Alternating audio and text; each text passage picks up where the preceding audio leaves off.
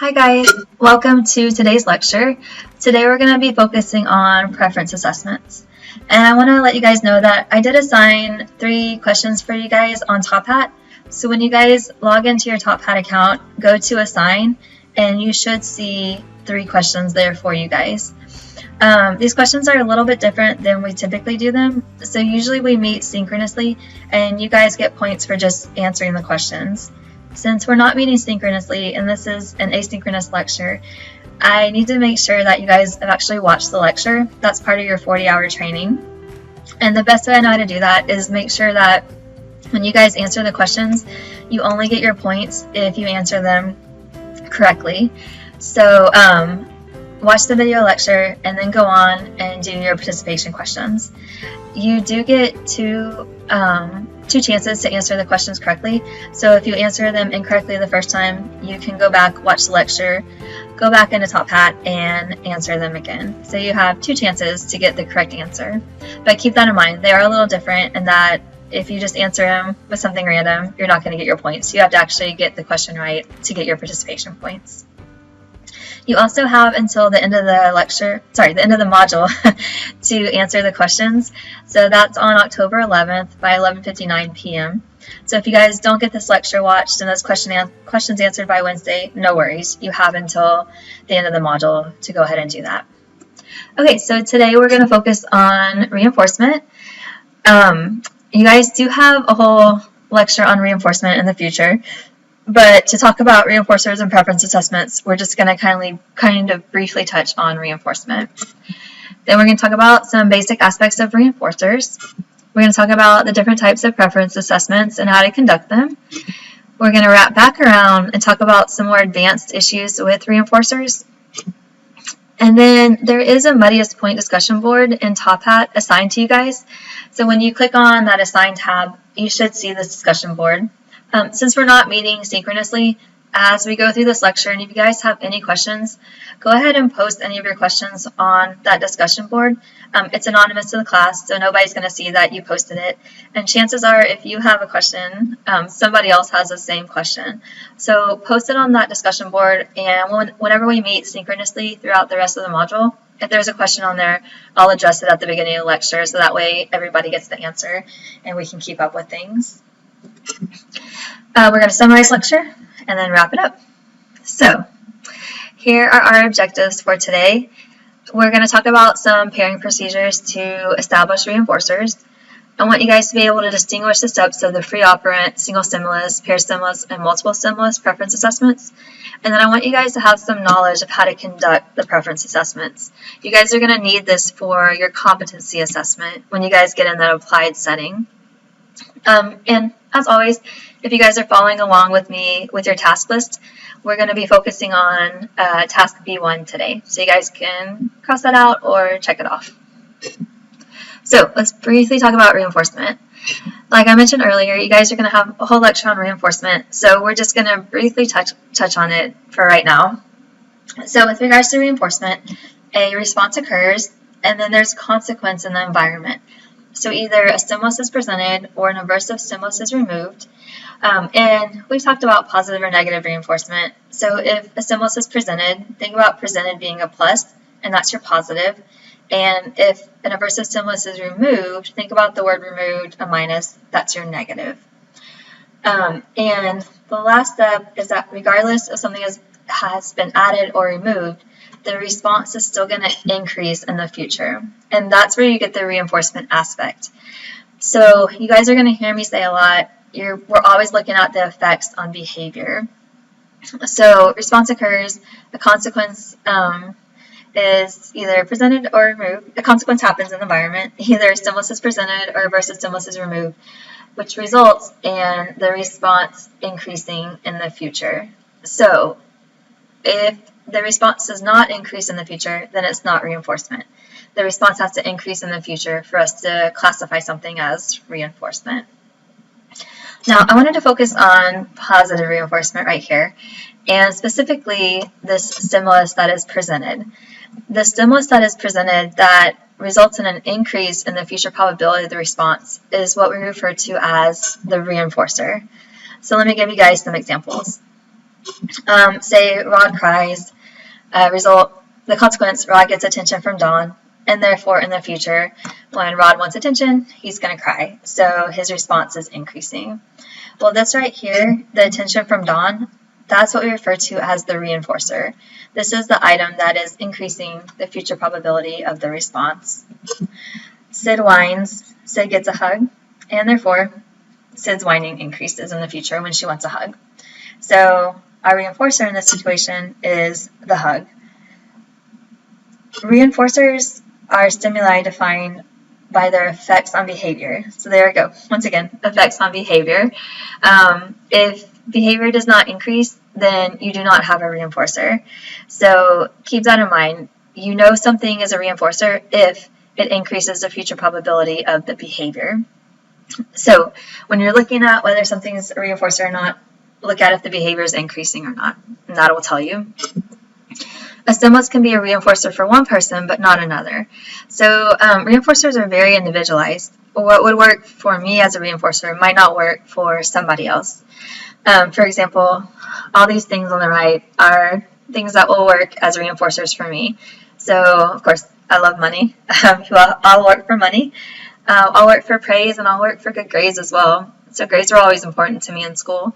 Some people don't care about grades and don't care about making A's, and therefore those good grades don't function as reinforcers.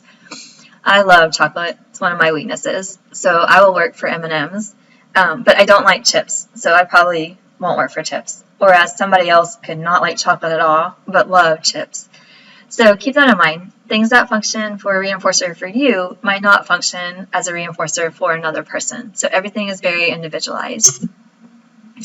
And I wanted to point out that it's important that you use the reinforcer effectively. So timing is really important. After the person engages in the response, you want to provide the reinforcer as quickly as possible. The contingency is important. So we've talked about contingencies before. That's that if-then relationship between the behavior and the environment.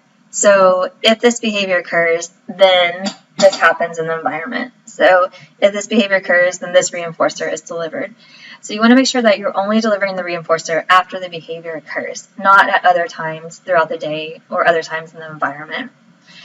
So it's that relationship between this behavior occurs and this reinforcer gets delivered. And last item, the person has to want the item. So this is hugely important with reinforcers being effective. If the person doesn't want the item that you're presenting as a reinforcer, then it's not going to increase the future probability of the response, and it's not going to be a reinforcer. Because remember, a reinforcer has to increase the future probability of the response. So for something to function as a reinforcer, the person has to want the item. And this can change throughout the day, it can change across days, and that's the challenge. So for instance, I might work for M&Ms. I might really want M&Ms around 11 o'clock because I haven't eaten lunch and I'm hungry. But after I eat lunch, I might not want M&Ms so much because I'm full. And especially if I had a dessert for lunch, then I probably won't want something else sweet. So this can, like I said, if the person wants the item, wants can change throughout the day, can change across days. And like I said, that's our challenge, finding out what people want and what items will function as reinforcers at a specific time. Identifying reinforcers are really important. It's important when we want to establish new responses, strengthen specific dimensions of existing behavior. Maybe we want a behavior to, we want to increase their duration or increase the frequency. Think about you guys working out. For example, if you want to increase working out, do you want to increase how long you work out? Things like that. We can use reinforcers to do that.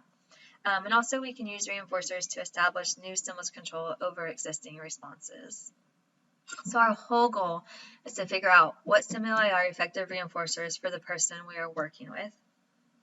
Implementing an intervention, the success of the intervention is hugely dependent on if you have identified an effective reinforcer for that person. So this is a really big concept. All right, you guys are going to hear the terms reinforcer assessments and preference assessments. They're different types of assessments. So reinforcer assessments, to figure out if you actually have a reinforcer, you deliver it contingent on a response or on a behavior and see if that behavior increases. So if you have a couple items, if you want to do reinforcer assessments with all those items, you take that item, deliver it contingent on a response, and see if that response increases. The problem with reinforcer assessments is that they're really time consuming. So in the perfect world, yes, you would want to have enough time to have an item and do a reinforcer assessment with all of your items to figure out which ones actually do function as reinforcers. And those are the ones that you want to use during your intervention. But it's not a perfect world, and we don't have all that time, especially in the clinical setting. You have a lot of things to teach the learner in the clinical setting, and there's a lot of things to do during the day. And so we just don't have time to do a reinforcer assessment on every single item. So we've come up with what we call preference assessments. And these are methods for predicting the extent to which stimuli will function as reinforcers. So these methods are less time consuming than reinforcer assessments. We can conduct them basically anytime, and we can get a number of items that we predict will function as reinforcers. Keep in mind that after you conduct a preference assessment and you get a preferred item is different than a reinforcer. A preferred item can become a reinforcer when you know that it actually increases the future probability of a response. So keep that in mind. Preferred items are different than reinforcers. Reinforcers actually increase the future probability of the response. But a preferred item is something that you get following a preference assessment. And there's a really high correlation, the research shows, to a preferred item identified through a preference assessment and a reinforcer. So it's very likely that whatever item you've identified with your preference assessment, it's very likely that it will function as a reinforcer. So because of the research, we can be confident that we can do these preference assessments, and we can identify several different preferred items that will probably function as reinforcers. So let's talk about how we do this. Let's talk about some preference assessments. So there are two different methods. We have direct and indirect assessments. So similar to our data collection methods, we had direct and indirect there as well. Similar concept with preference assessments. Indirect preference assessments are assessments that we talk to other caregivers, we talk to the individual, and we're not directly observing anything, but we're getting those reports, and we can infer which items would be preferred items. So this includes interviews, informant surveys, things like that. Really easy to administer, but they are low in predictive validity. So, if you have a learner who's pretty high functioning, has a lot of verbal skills, you can simply just ask them, what they want to work for, what they prefer. The problem is that a lot of times it's not very reliable. So, a lot of times the learner doesn't even know what he or she likes or what she wants. And an example of this is, I go through my clothes all the time, and I will find a shirt and say, oh, I love this shirt. And then I think back to how many times I've actually worn it, and I either haven't worn it at all, or I've put it on and decided that I don't like it once it's on and taken it off.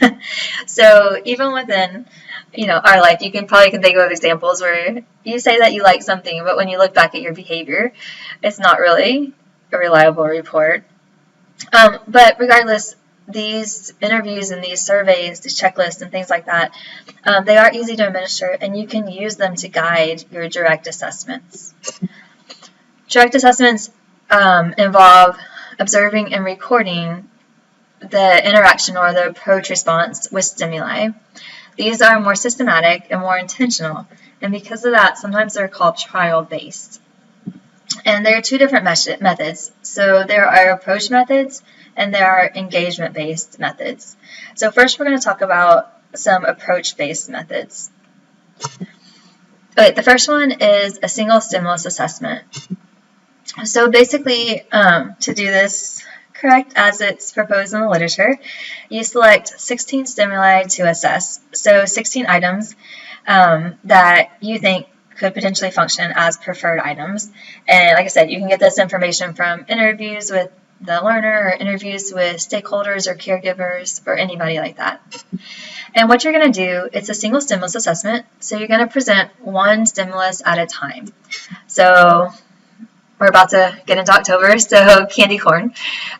You present with candy corn, and you wait for an approach response. So you wait for them to reach for the item or something like that. If approached, the participant receives 5 seconds with the item. It's a little bit different with food items. So food items, they get part of the item and they can ingest it. If you are doing this with a toy, then they get 5 seconds to play with the toy, and then it gets removed. And then you present the next stimulus, and you continue. Excuse me, guys. And you continue until all stimuli have been presented. So once all 16 stimuli have been presented, then you ideally repeat that whole process 2 more times. So you're presenting one stimulus, seeing if the person reaches for it or approaches it. If they do, they get 5 seconds with the stimulus. You take it away, present another stimulus.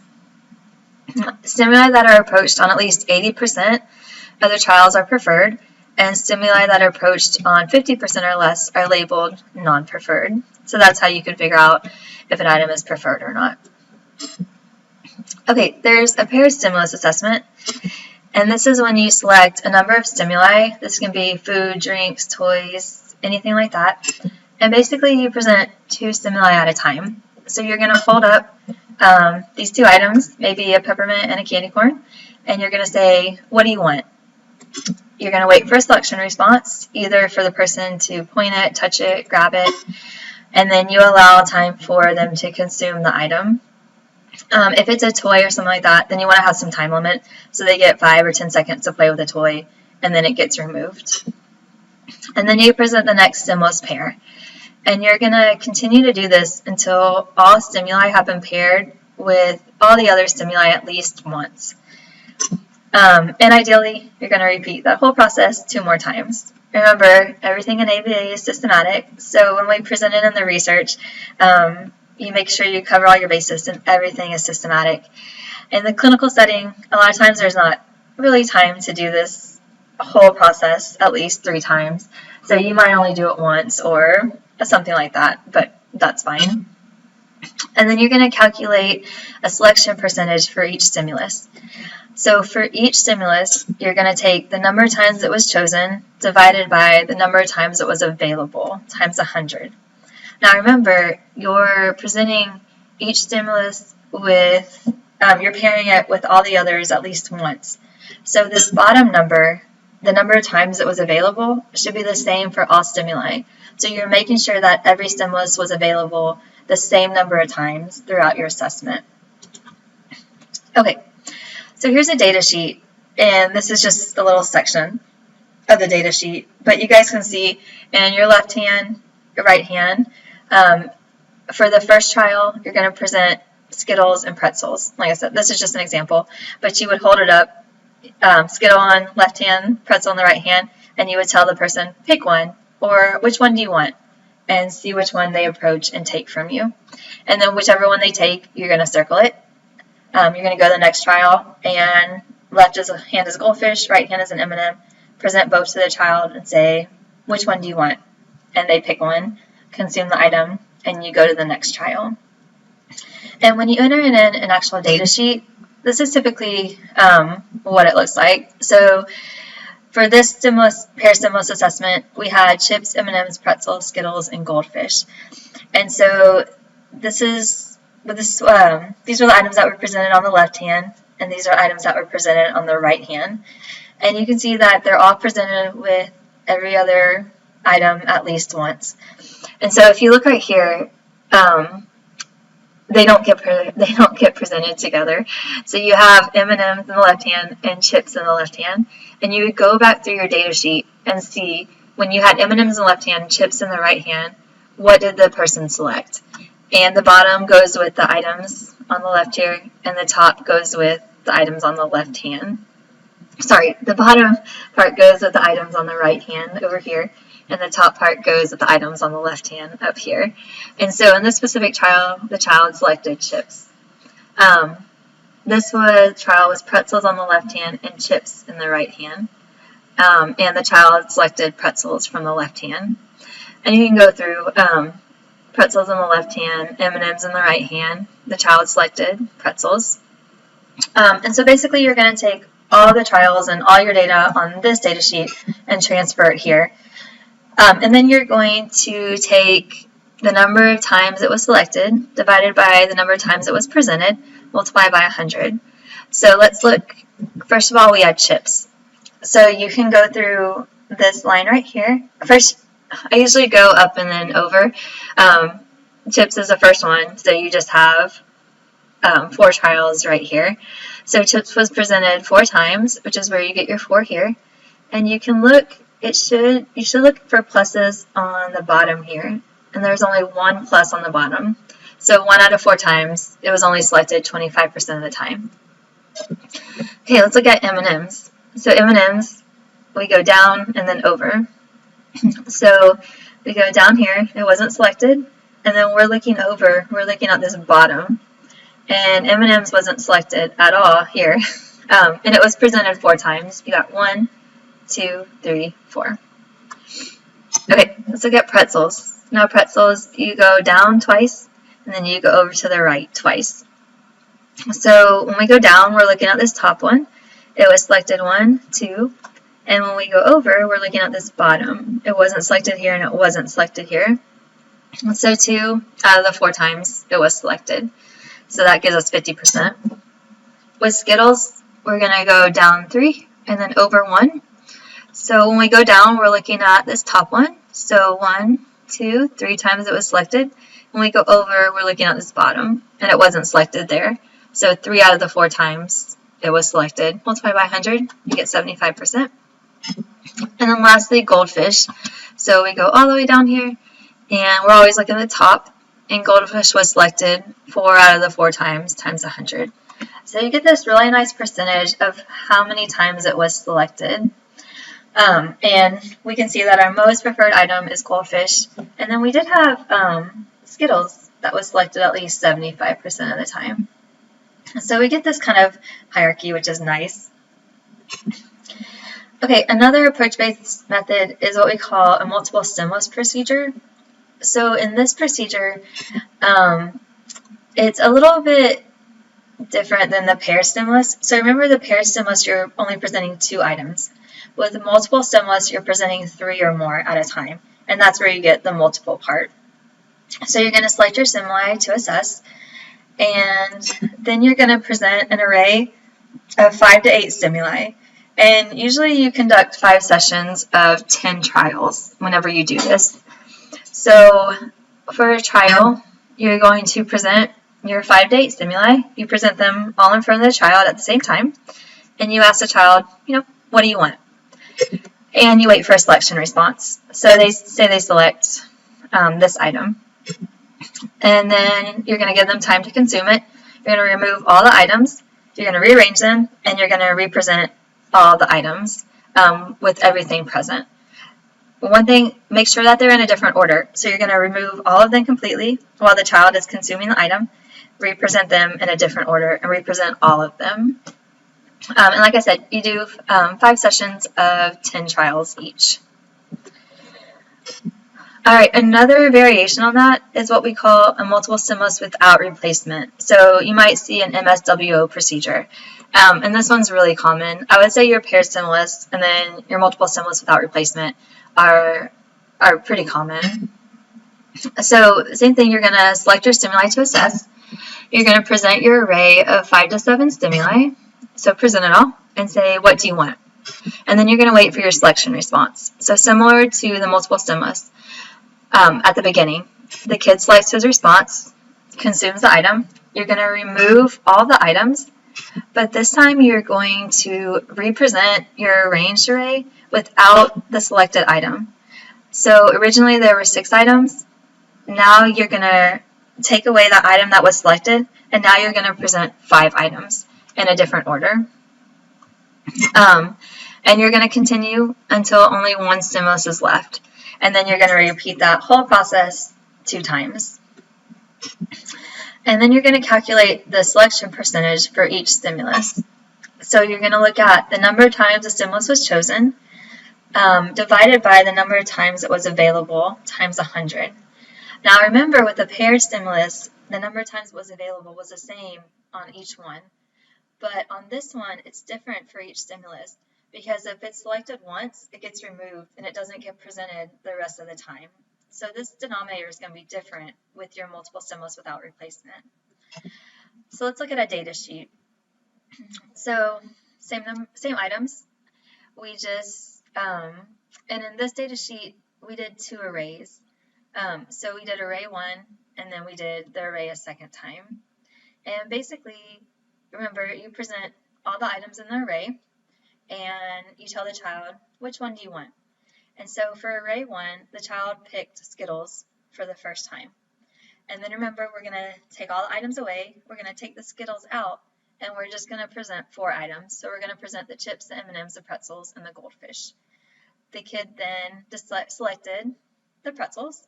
So now we take the pretzels away, and we're just going to present the chips, the M&Ms, and the Skittles. Sorry, and the goldfish. And then the child selected the chips. So we take the chips away, and we're just going to present the M&Ms and the goldfish. And then the kid selected the M&Ms. So we take the M&Ms away, and we just present the goldfish.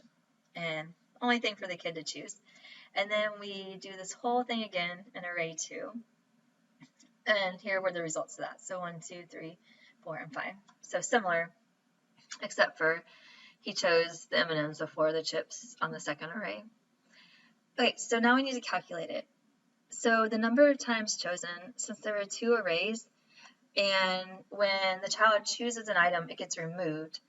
So usually the times chosen is the same. So they chose it twice each time. But the times available, this is what's going to change. And that, remember with Skittles, so the child chose Skittles first on array 1 and array 2. So it was only presented 2 times and the child picked it. So you're going to have 2 divided by 2 times 100 gives you 100%.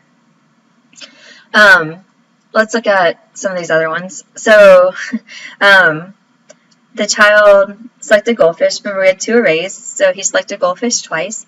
But the number of times it was available is now 10.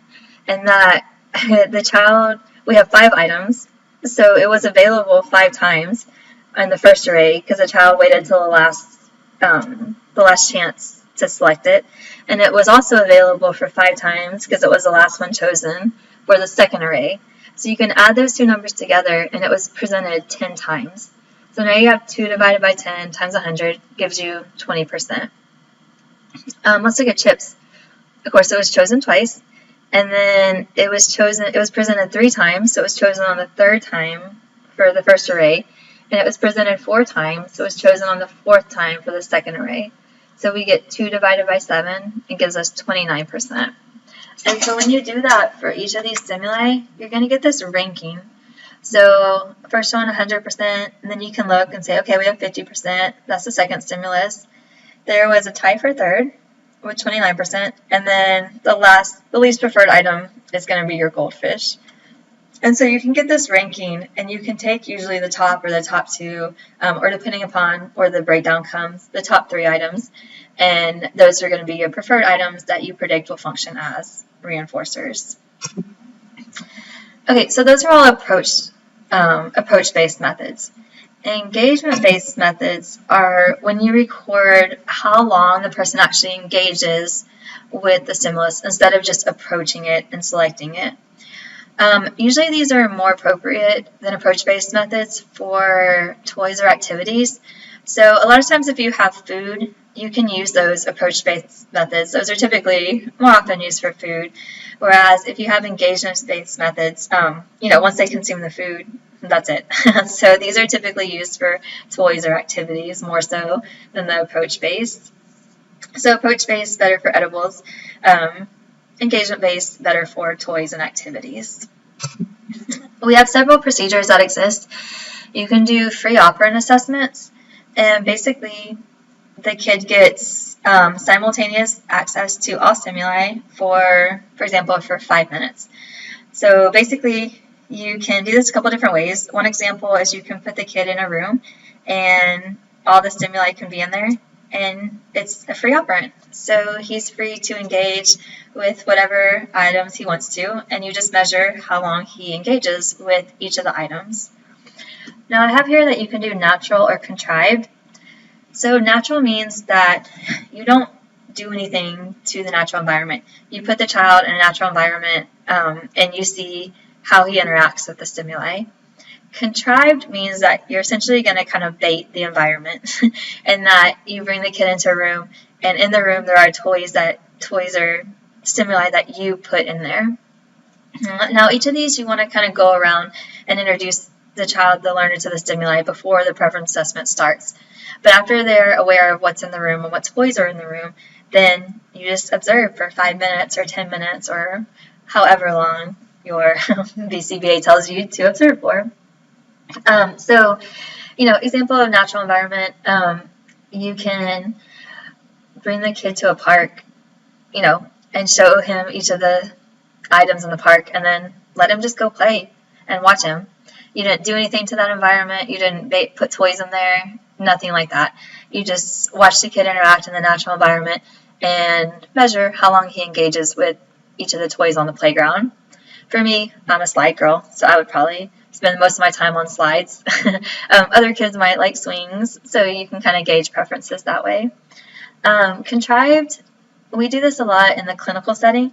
So you will take, 10 toys that the kid likes to play with and put it in a treatment room and then bring the kid in, show them each of the toys, and then give them 5 or 10 minutes to play with whatever toys they want.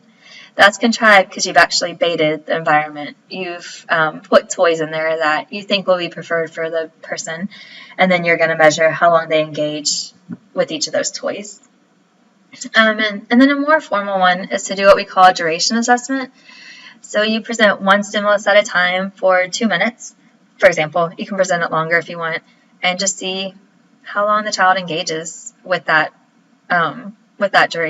toy, essentially.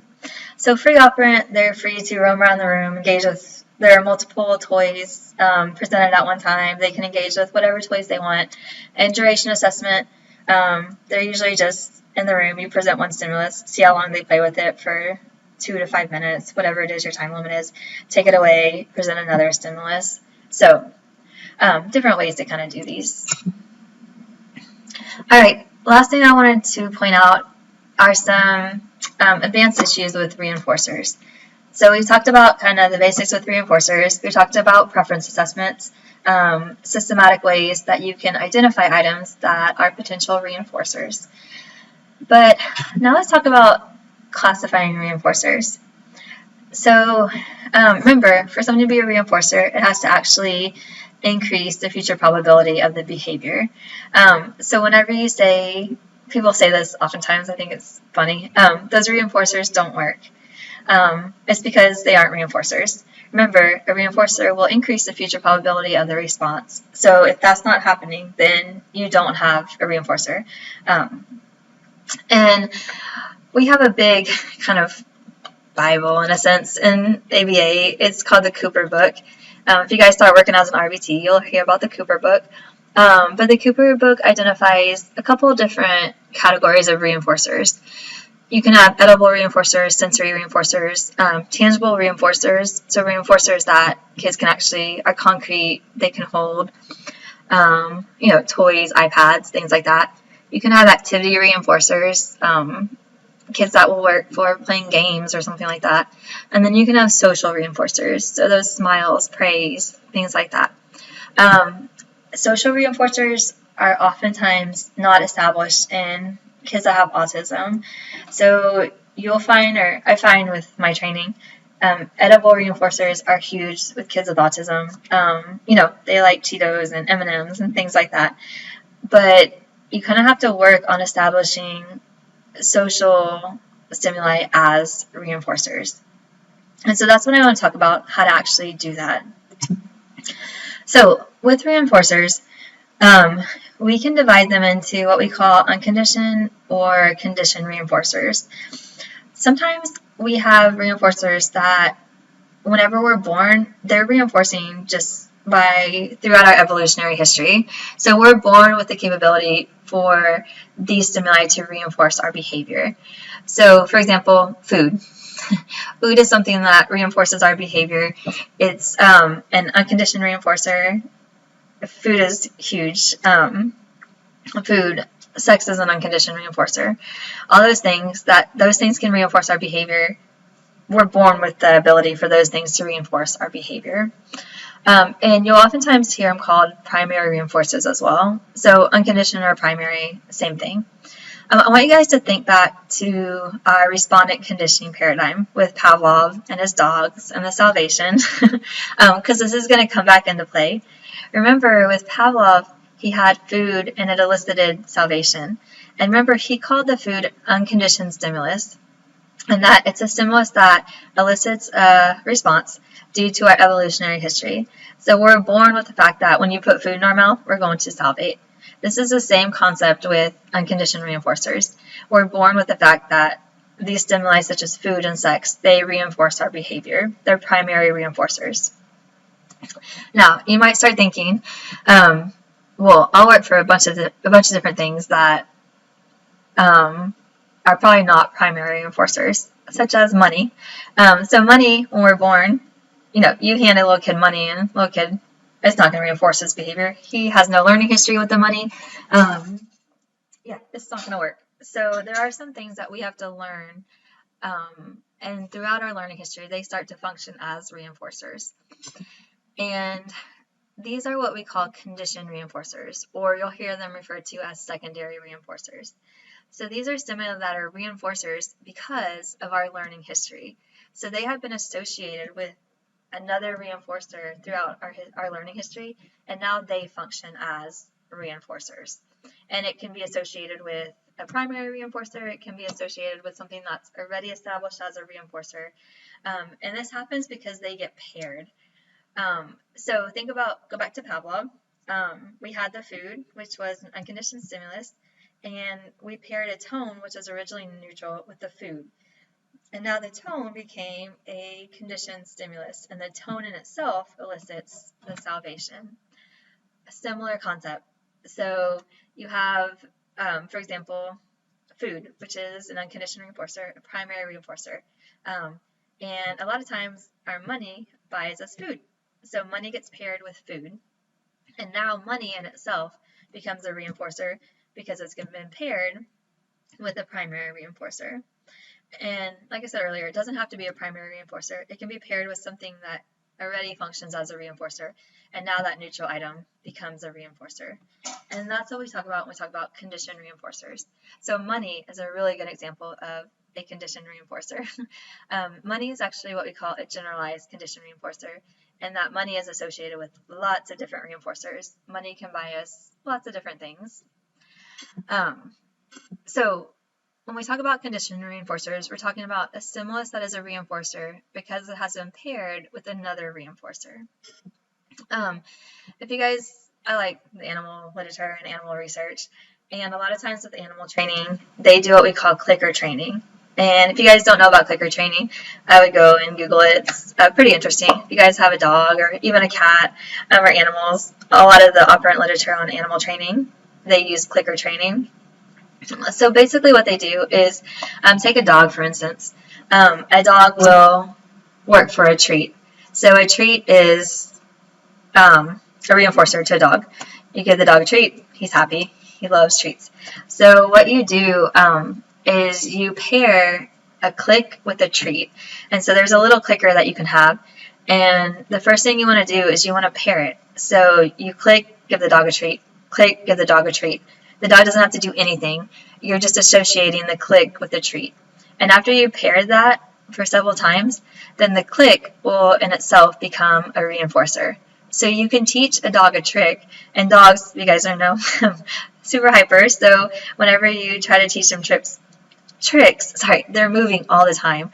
And so if you use a click as a reinforcer, right when they engage in the behavior, whatever trick you want to teach them, you can click, and they know the specific behavior that you actually want can be reinforced. So this can be really helpful with dog training. And that, if you want to reinforce a behavior with a treat, a lot of times by the time you get the treat out and give the treat to the dogs perform, several different behaviors. And now the treat doesn't get associated with the behavior that you want it to. So pairing a click with a treat, and now the click becomes a reinforcer. As soon as that dog engages in the behavior that you want for the trick, you can click. And you can get that specific behavior reinforced. So big thing with animal training, clicker training, it establishes their click as a condition reinforcer. Money, we talked about money. So money gets paired with a bunch of different things: food, water, toys, events, concerts, everything. So money in itself is what we call a condition reinforcer, because it's reinforcing because it's been paired with a bunch of different things.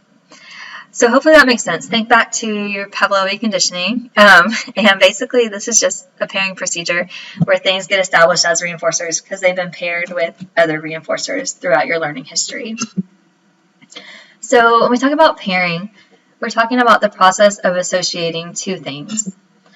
And when we talk more about the clinical setting, this could be the interventionist and the fun things, and this can also be reinforcers with other items. And like I mentioned earlier, so we're going to talk about the interventionist and fun things and reinforcers and other items, but I want you guys to realize that this is a non-contingent process and that this is your respondent conditioning. This is not operant conditioning. So the organism doesn't have to do anything. These two items get paired regardless of the behaviors that the organism engages in. So remember, respondent conditioning, it's a pairing process. You associate two things. Okay, so let's talk about this one, the interventionist and the fun things. So your BCBA should talk a lot to you about building rapport with your clients.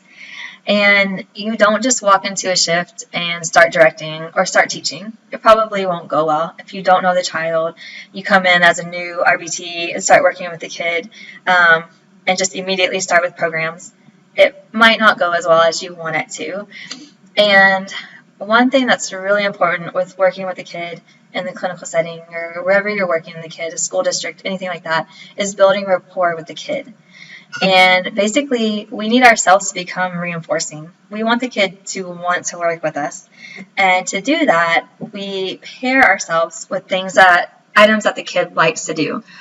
So really, either doing those indirect assessments where you're talking to caregivers or talking to the kid about what he likes, and then spending some time just pairing yourself with what the kid likes goes a long way. It builds up that rapport and that you get associated with something that the kid likes, and you then become reinforcing, and the kid now wants to work with you and wants to learn from you. It's huge in building rapport with your children or with your learners. A lot of times clinics will, the first time you start working with a kid, you'll spend a couple of days just playing with the kid and associating yourself with things that the kid likes to do. I know when I started my clinical training when I was in grad school, I worked at a clinic and I spent a whole week and I just let the kid play, and I played with whatever the kid wanted to play with. And it was a rapport building program where you get associated with things that the kid likes, and therefore you become reinforcing, and the kid wants to work with you and likes to work with you. And so when you're repeatedly pairing yourself with stuff, what do you pair yourself with? And that goes back, I think I kind of just answered this, but go back to finding things the kid likes. Either observe the kid and see what he approaches or what the kid engages in. Do some of those preference assessments, and then start playing with what the kid likes. You can ask parents, anything like that. And then you might be thinking, how do I do this and my job? And that's a really good question. So like I mentioned before, some clinics integrate this at the very beginning of treatment. You get those rapport building programs where you spend a couple of days or a week just associating yourself with things that the kid likes to do, so you become reinforcing. But after that, we should have, when you're working with a learner, you should have reinforcing outcomes integrated into everything that you do. And so one big thing, which we'll talk about in the future, that we have in ABA is errorless learning. So you want to set the kids up for success, and you want to set the kid up for when you're teaching them new skills that they're not making any errors. And if they're not making any errors, and there are ways that we arrange the environment for that to happen, then the kid is getting reinforcement, and you're associating yourself with the reinforcement if you're giving the reinforcement. So throughout the intervention process, the kid should be contacting reinforcement, and if you're delivering it, then you're getting paired with it, which establishes further rapport. And even that intermittent pairing, so where the child gets reinforcement, maybe not for every child, but intermittently, that still works really, really well. And so as long as you're providing more reinforcement than not, then you're getting paired with that reinforcement, and that builds up your rapport and keeps that rapport maintained. Okay, one last thing that I wanted to point out is a lot of times you'll have a kid come into treatment, and especially a kid that is lower functioning, or a child with autism that is lower functioning, and the kid only likes one item, and it's candy. So that I've seen it so many times when I worked in the clinical setting. So what do you do? And you need to establish other reinforcers is what you need to do. And you do that through this pairing process. You know, when we talked about ethics and our ethical responsibility, we have an ethical responsibility to make sure that we're not hurting the child's health. And so if the child will only work for candy, then you're feeding that child, and we like to give lots of reinforcement at ABA. You know, we just talked about errorless learning. We always want to set the child up for success. And so if you're providing a lot of reinforcement and it's always candy, that's not necessarily good. You want to find a way that you can establish other things as reinforcers, like those social reinforcers that we talked about, the praise and the smiles, even things that will help the child function better in life.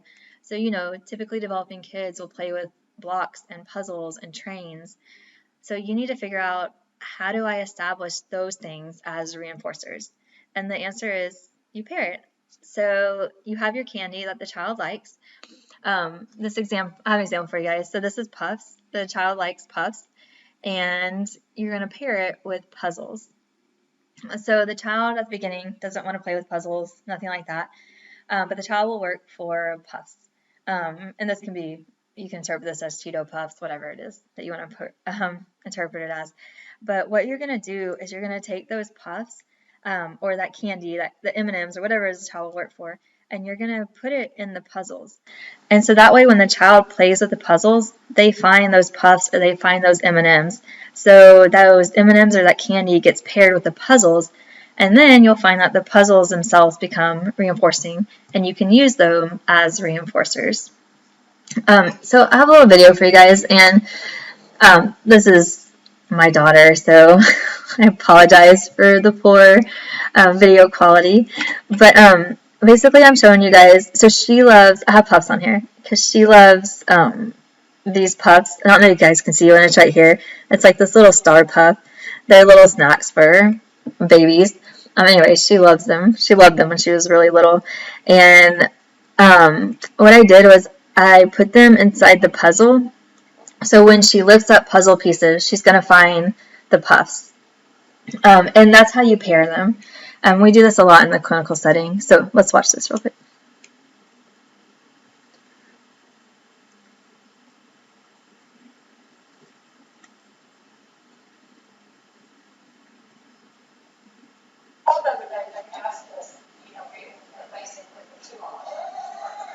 Okay, so I was showing you guys there that I was putting the puffs underneath the puzzle pieces. And I also have to say, I apologize for the background noise. My mom was on the phone, and I kept trying to tell her to be quiet, and she wouldn't be quiet. So we have her in the background.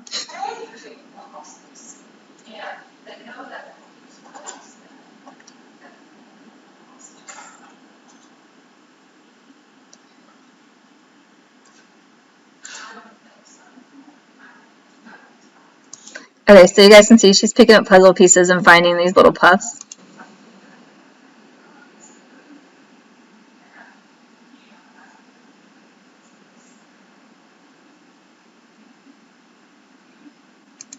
Okay, so she picks it up. There wasn't a puff, but she's starting to play with it.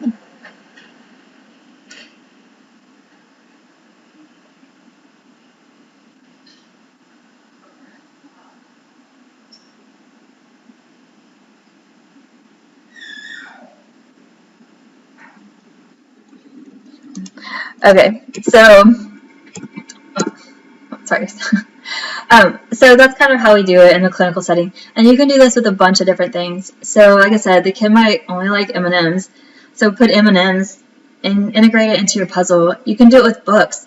You can put M&Ms between different pages. They flip the page, they find an M&M. So those primary reinforcers get paired with another item, and after that pairing procedure, and you have to work on it, and you have to do it. It requires several pairings, lots of pairings, but eventually those items will become reinforcers, and you can expand a kid's the number of reinforcers that you can use, or the number of preferred items for the kid. And you can do this with, blocks and trains, and you can do it with, smiles and everything like that, puzzles. So, all right, guys, we talked about a lot today. We talked about briefly reinforcement. We talked about reinforcers. We talked about reinforcer assessments versus preference assessments. We talked about the different types of preference assessments. So single stimulus, pair stimulus, multiple stimulus without replacement.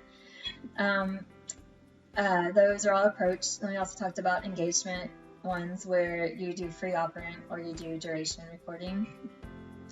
And then we talked about condition reinforcers and the fact that you need to establish yourself as a condition reinforcer when you work with a kid. And then you can also establish other things as condition reinforcers, things such as puzzles and blocks and books and trains and all that by pairing them with primary reinforcers or pairing them with items that are already reinforcers for the kid. Alright guys, so here's our wrap up. Make sure you guys work on Module 4. It'll be up sometime today. It's on assessments. It's 2 weeks. We are planning to meet each class period. So we will meet on Wednesday, hopefully, if my daughter is not home with me with this cold. And then, you guys, the only thing you have on this quiz that you need to turn in, make sure that you do your participation questions for this lecture, but then you have your Module 4 quiz at the very end. So, alright guys, if you have any questions about today's lecture, then go to Top Hat and put it in the Muddiest Point discussion board, and I'll address it on Wednesday and next week if there are more questions that come up. So, alright guys, have a good day, and I'll see you guys on Wednesday. Thanks. Bye.